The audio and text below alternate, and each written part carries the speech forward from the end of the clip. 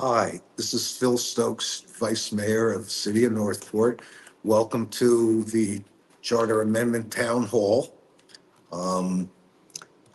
This is the third of six town halls regarding our November Charter Amendment, which would allow the City Commission of Northport to authorize borrowings for emergencies, for imminent infrastructure failure, and for health and safety related infrastructure projects. Uh, Presently, our city of Northport is the only city out of 411 municipalities in the state of Florida that cannot borrow money without going to a public referendum. See, we have a few people joining us. Welcome. Hi, how are you? Good to see you. One thing we kind of turned out with the ads. Yeah. First one, we had a really good crowd. I don't know, maybe with the storm they had this week, was tough, I but was coming here because the parking lot is just filling up. I know. Anywhere you want, have a seat. And it's like we may get a couple more people in here, They can be but kind of busy out there trying to what's our yeah. But anyway, have a seat. Thank you for coming. It's, as I was starting to say, we're recording this so that it can go up on live on Facebook. And this way, for anybody who couldn't make it here, they can at least tune in later. But this is the third of six town halls regarding the proposed charter amendment that's coming up in November. This amendment, But this has to do with the amendment. correct, Is this about the will? There's a will class that's supposed to take place today. nope. That's what we're here for. Ah, That's why. that you'll have to check at the front desk for. Yeah. All right, sorry about that. That we have nobody now? No problem. No, we have people on the air. That's right. And so, this, presently, Northport, as I was saying, Northport's the only municipality out of 411 communities in this state that can't borrow money without going to a public referendum. And if the city needs to borrow money for large projects, for any projects for which property taxes would be used to pay for that debt, a public referendum is still required under state law. That would not change with this charter amendment. What this would give us the ability to do is address, as I said, emergencies, imminent infrastructure failure, and health and safety related infrastructure projects. Presently, we have 64 water structures, 90 bridges, many of them, most of them approximating 50, 60 years old. Just looking to the Ian hurricane, it's easy to see the kind of devastation that can happen. And Northport luckily had tremendous cash reserves at the time to be able to clean up debris and get the city back on its feet in a relatively short period of time. Had it not, it would have had a real, and the state and federal government offered low and no interest loans that the city couldn't take advantage of because it didn't have borrowing ability. And this referendum really is a tool in the toolbox for the city to use so it can be that much more efficient and fiscally responsible with our taxpayer dollars. We have close to $2 billion in infrastructure needs over the next 15, 20, 25 years. Between the water structures and the bridges that are getting aging, we need water facilities, potable and reclaimed water plants. We need expansion of our public water and sewer systems. And all these projects cost a fortune, as we saw with the widening of Price Boulevard. Had Price been done years ago, it would have been done at a fraction of the cost. And it's important that these projects not get kicked down the road year after year after year. The borrowing will get a plan over the next 5, 10, 15 years to address our infrastructure. It would allow us to leverage the dollars that are already being used for these infrastructure projects, but allow us to borrow within our means to do these projects quicker, to lock in costs at today's dollars to hedge against inflation, and to allow us to spread the cost of these projects over 30, 40 years, which is a huge value. I have a question. Okay. So what's the value for us, the citizens, if we spread that cost out over 30 years? That's where I was headed with this. Infrastructure projects have lifetimes of 30 to 40 years. This city is growing astronomically, and as more people and businesses move to our city, why shouldn't they help carry the cost of the infrastructure that they're going to benefit from? Right now, with our pay-as-you-go system, we end up having to bear that burden on our own shoulders. And the dollars that would be used to pay for any debt incurred under this charter amendment come typically from our enterprise and our district funds. Public Works, fire rescue, utilities, they generate revenues to pay for their operations and provide services to our community. They also allocate a portion of that to capital acquisitions. Problem is, it's not sufficient. And if they have to save the money over a period of years to do a project, every year that project becomes more important. The good analogy is for those of us that buy a home, if we had to save all the money to purchase a home so we could pay for it in cash, by the time we accumulated it, God knows how much it would cost and if we could afford it at that time. Plus, we have costs in the interim. So what this allows us to do is really mortgage the future a little and allow a greater number of people and businesses to help support the cost of it.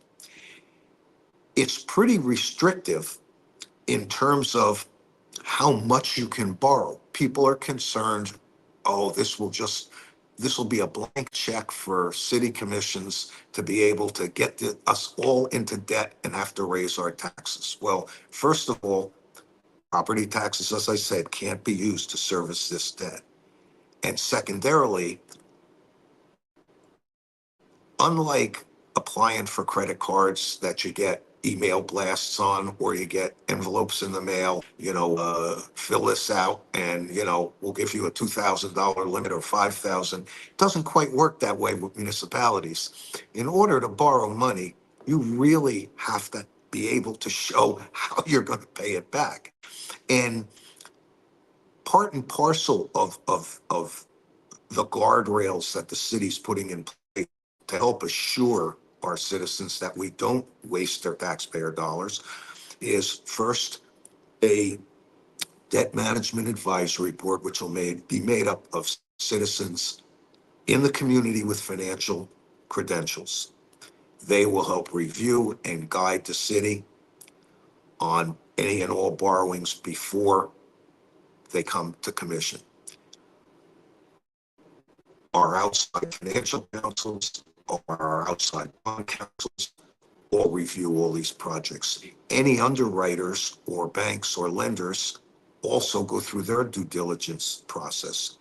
And then there's a debt management policy that is up on this coming week's agenda that will be adopted, that will put in financial ratios that the city needs to comply with. Yes? I have a question from Ron Gray.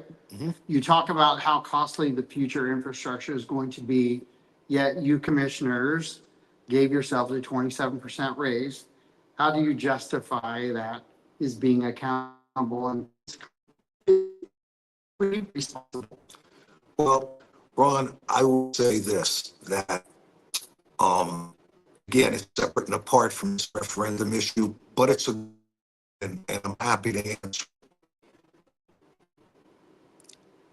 If you look over the past half a dozen years, the number of people who have run for office, run for commission in the state, has been few and far between. We've had elections where nobody but the incumbent was up for reelection. Most of our elections for commissions have two people. And right sizing the compensation package for commissioners to comply with the same formulas the county uses in the state set up would do one thing. One, it probably wouldn't attract any necessarily higher quality, but it certainly would attract additional people.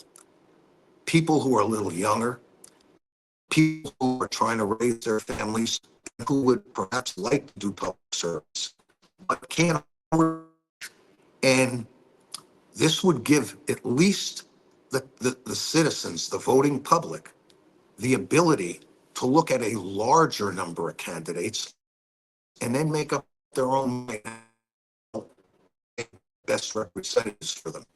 So there are times people look at why we spend what we do, but comparing what is on a percentage basis, yeah, a relatively large percentage increase in terms of dollars, not nearly as impactful as looking at a charter referendum that would save our taxpayers literally over the years millions of dollars by being able to improve our infrastructure in a more timely fashion with better costs. And to me, they're two different issues. To say we're fiscally irresponsible by our decision to increase compensation and right size compensation for commissioners versus asking our citizens to support a referendum that would be so beneficial to our city is kind of apples and oranges. It was a good question, but for years, our citizens have begged commissions to address infrastructure. It literally holds a higher priority with our citizens than public safety. And I think that's partly because we do provide such a safe city. But infrastructure is such a challenge. Every storm we have, God forbid we have infrastructure failures, citizens will say, they knew this stuff was 40, 50, 60 years old. Why didn't they do anything about it? Well, we didn't because we don't have the money, and previous commissions didn't have the money. This gives us an opportunity to do it in a controlled fashion and do it in a way that is fiscally responsible. If this doesn't pass, the alternatives for this commission and future commissions to fix our infrastructure involve raising property taxes. That's a much more costly way to do this. And it's really unfair based on property value differentials. People have some ability to control the fees they pay for the services they receive. Not a lot, but to some degree. And it's a little more even and balanced across our citizenry. And so, my take is if you look at this referendum, I think it's a very responsible thing to do. If you focus on, well, since you're voting yourself a raise, that shows you're irresponsible. I say everyone's entitled to their opinion.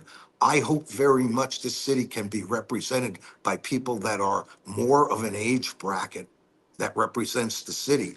Our average age is under 50.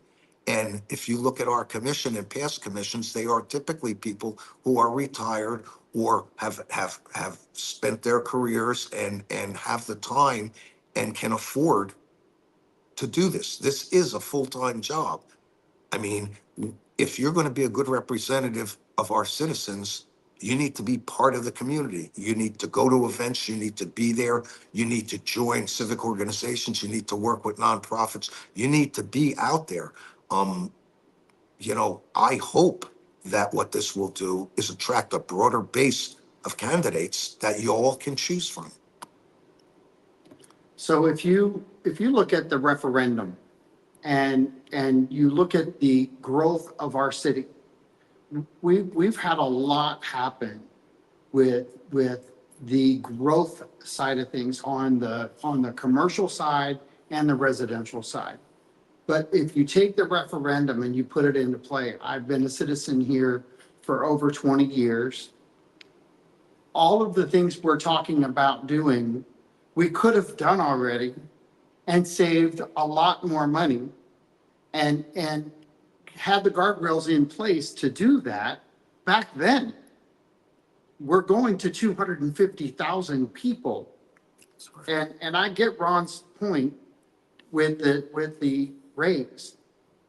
I'm sorry, though, we're not a small little podunk town anymore. Talk to the citizens about what it's going to take to get us through 100,000 to 150, because I believe, and I've talked to enough staff, they believe that we're going to go through 100 to 150 in a much quicker fashion. Sure. It's, when I moved here 7, 8 years ago, a little over that now, I saw a city that was a third less in size almost. And the reality is, we're the second fastest growing city in America because Northport's a place people want to be. But with that comes challenges and the ability to meet the needs of the citizens from a safety standpoint, a quality of life standpoint, an infrastructure standpoint, all costs money. Growth should pay for growth, but typically it takes a little time.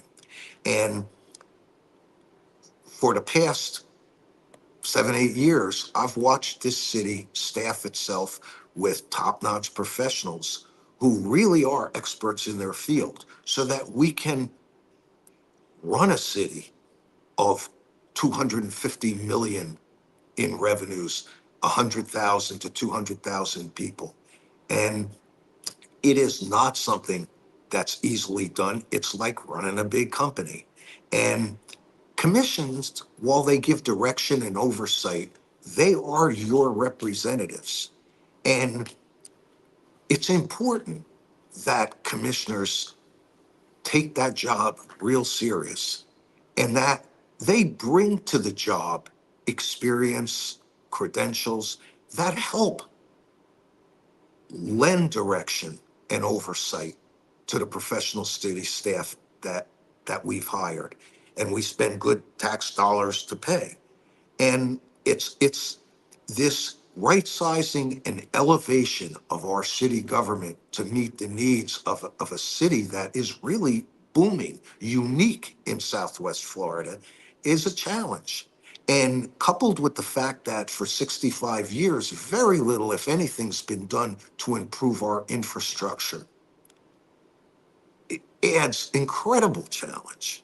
Yeah, so I just want to, on that topic, you're kind of segueing into, can you tell us how the referendum, or how the management of water structures in Northport that are so important right now, especially with flooding going on, how does that relate to having the referendum passed? Well, it's a good question. Right now, take utilities as a good example, or take road and drainage. We presently have in the budget enough money to do 1, maybe 2 water structures a year. They average $4 to $6 million. We have 42 of them, and they're all old. We have done a handful over the years, but we have critical infrastructure concerns. This borrowing would allow our road and drainage division to submit for approval through the processes up to commission to borrow money to increase at least to 3 or 4 water structures a year, hopefully. We're limited because we don't have the manpower or the additional resources to do a whole heck of a lot more, But by just being able to increase by 50 to 70% the number would cut the time to replace them all or improve them all from 30 years down to maybe 15. And what would happen is the same dollars that are being set aside to pay as you go would be the dollars that pay for the interest and principal on any borrowing. You would just be able to leverage it a little. Every year, that same revenue stream continues and it grows a little as our population grows and user revenues come in. But it would give us the ability to really help service a larger amount of dollars in debt and do more projects quicker, lock in costs with today's dollars hedging against inflation. And as I said, spread the cost over the next 30 years so that future generations of businesses and citizens would be able to help bear the burden. That answers your question. Okay, thank you. On layman's terms, for somebody like me, when we talk about borrowing money, we all, most adults have borrowed money for this reason or that reason in our lives. Um, I watch a lot of TV and there's always issues with cities and bonds, but bonds. Can you just separate in layman's terms for me? When you go to borrow, we're talking about you folks go to Chase Manhattan, somebody, some big name bank that we know, and does business in the city. Are bonds, something like floating a bond, municipal bond, is that separate from what completely separate from what you're doing? Or is it just like a loan, a mortgage loan? Well, it can be a variety of types of borrowing. I mentioned earlier on that the state and federal government offer all kinds of loan grants in connection with infrastructure, especially because in the United States, the US is over $2 trillion behind in infrastructure. With all the storms and all the issues across this nation over the past decade or two, state and federal governments have allocated lots of revenue or lots of dollars to help municipalities and counties and states. Problem is, a lot of them require the ability to match funds, to lay out your money and seek reimbursement. They're low or no interest loans. Some are even forgiven once your projects are completed. City can't take any advantage of that. There are a lot of traditional borrowings that can take place for certain selective projects if they're not a lot of money. But bond offerings are like what we did with Price Boulevard. You basically go to an underwriter, you put together your package. Here's our project. Here's what it's going to cost. They go out and they sell those bonds to investors, and those investors get a rate of return, interest rate of return. The good thing is that municipalities like ours, which have, a double A rating, are able to borrow at considerably lower rates than the average citizen can. I mean, borrowing rates on communities rated like we are, you're in the 4 or 5% range typically, which is pretty reasonable. And then depending on the project, those underwriters come in, they investigate the project. Our outside bond counsel and outside financial people help put together the offering with them. They review it just like a bank would do when they loan you money on a mortgage, only a little more comprehensively. They will look to where your revenue streams are to service that debt. And then they take it to loan committees and they make their approvals or disapprovals or come back with additional recommendations. So it's a whole process. And, on the citizen, on the community side, what's an ask at a department level, like road and drainage or utilities, works its way up. It becomes part of the budget process. Every year, there are projects that will come before a commission in the budget that we spend 6 months working on and reviewing before we approve or disapprove. And there'll be recommended projects that would lend themselves to certain borrowings. They'll be run by the advisory board. They'll be run by our outside financial consultants and our outside bond counsels. They'll work their way through the finance department of our city until they finally come to us for review and approval. And, it's a pretty controlled process. So, you know, as far as the types of borrowing, usage will be almost, I mean, this entire referendum is about infrastructure improvement. You're not gonna be able we're not gonna be able to borrow money here to build a police headquarters, Mhm. okay? We're not gonna be able to build a new aquatic center with this money. This money is based on this ordinance and based on this referendum, targeted at infrastructure.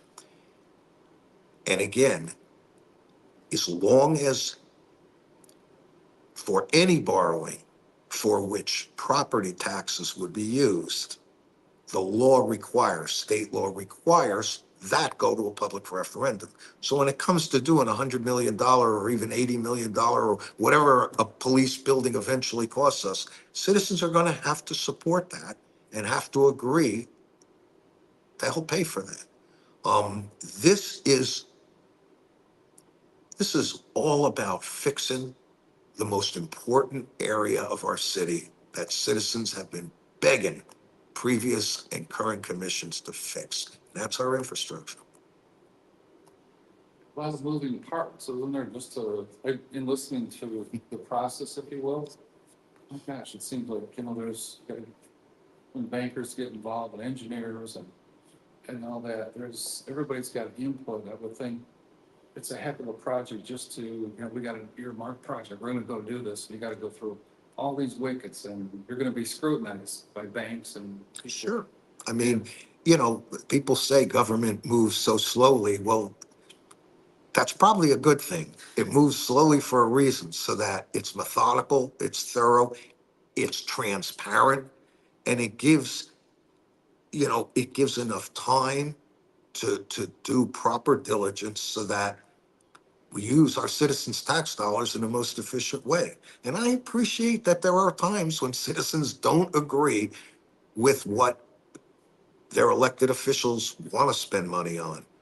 But by God, this referendum is all about the thing that you all have asked for years for leadership to address. So, as long as the guardrails are there, as long as it's transparent, it seems to me that given commission that tool in the toolbox to help address the most important need we have and do it in a way that's more fiscally responsible than simply raising your property taxes or plundering other funds to generate the revenues to pay for this stuff, or kicking the can down the road and it taking 30 years to replace our water structures, like Price Boulevard costs us 10 times what it probably should have cost us had we had the money and the wherewithal to do it back when it needed to be done. So, Question for you. Back to, put it to me in layman's terms. You hear a lot of people, including myself sometimes, talking about, let's just take River Road as an example. Everybody will be saying, before your time here, River Road should have been taken care of a long time ago, because we put in Caribbean Village, all these different communities in there. Tell me this, the squawk is like, oh, the damn developers should be the ones that are out there paying for all this. What do the developers pay for versus what we pay for? I can't even tell you, somebody said to me the other day, oh, we're working on that River Road finally. Somebody was talking to me and said, well, who's paying for it? And I went, duh, I'm not exactly sure. Developers, the state, the city, well, all the above? to give you a good example, okay? Welland Park is a perfect example of what I think is a great collaboration between a municipality and private development. Um, all the infrastructure in Welland Park was paid for upfront by the developer. Bonds were sold for which the property owners in Welland Park or West Villages Improvement District pay over 30 years to help pay for, okay?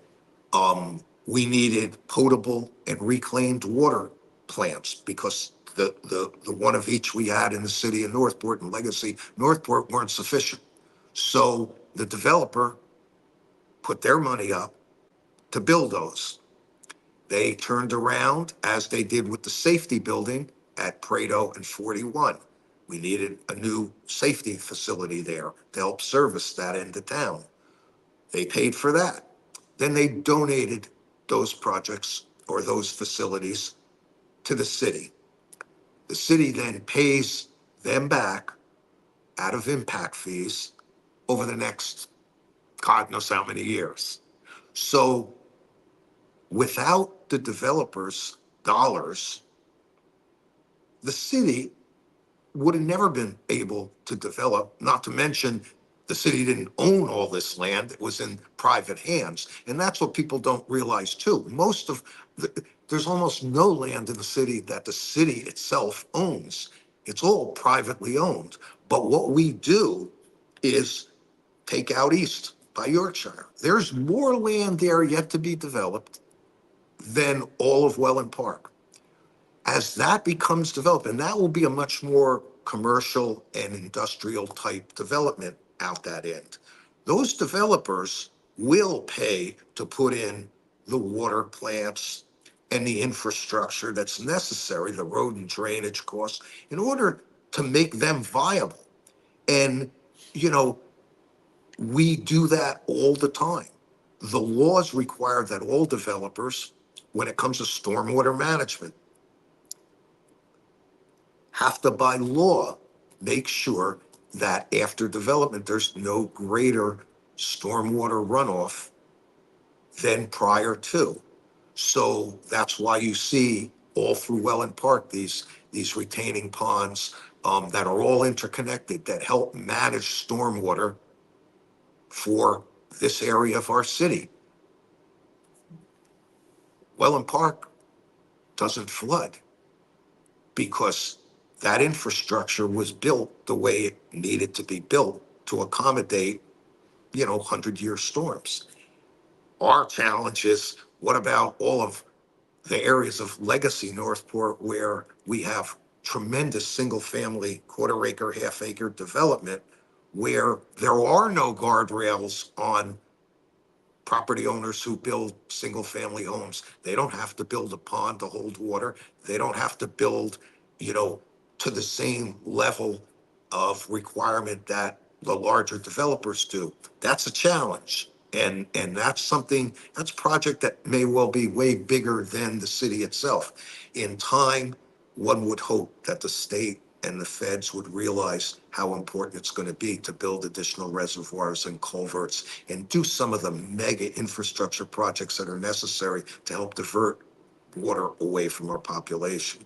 But to go back really to your original question is, when developers want to come and develop in our city, they need to be partners and they need to share in the infrastructure costs. So they are doing that, just for. They are doing it. Yeah, that's often talked about Oh, yeah. in watering holes and such, like, well, Oh, yeah. developers aren't good, so you clarified that.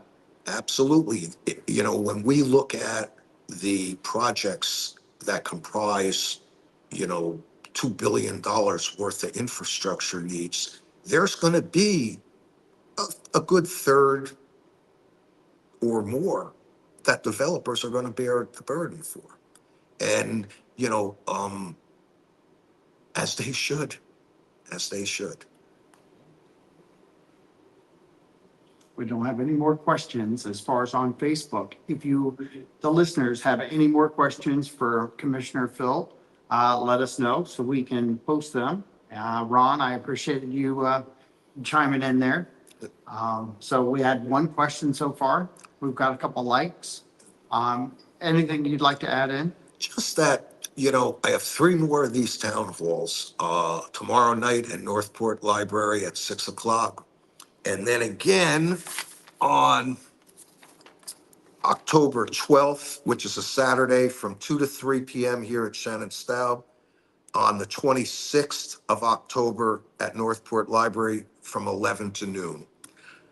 There is a ton of information.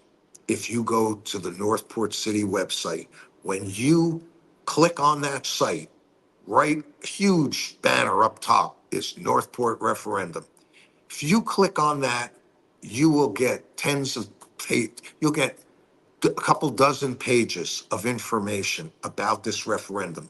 You'll also have all the exhibits, the debt management policy. You'll have the ordinance itself. You'll have all kinds of fact sheets. The city cannot advocate. State law states that a municipality cannot advocate for a referendum. It can educate, but not advocate. Commissioners have more flexibility. We can advocate. That's why I'm here tonight, talking to you all. I really urge people, take a look at this thing. Don't be frightened off by the fact that this city's asking for the ability to borrow money.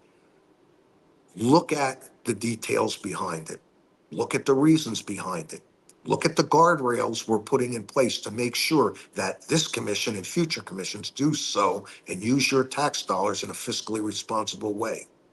We can all agree or disagree on a lot of different issues. We can litigate the past, but we can't change the past.